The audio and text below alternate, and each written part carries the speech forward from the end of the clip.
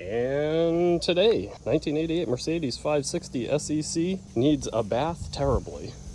We're gonna get this baby all cleaned up, hit it with the foam cannon, see how she comes out, and then we'll work on the interior. And then this one can get sold.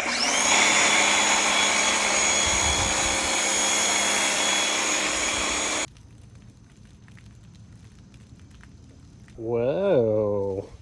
It's a little bit better at least. I mean, it could probably use a paint correction, but you know, all of the really bad stuff is out.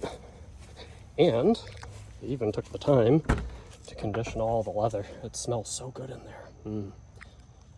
Oh, here comes the fun part.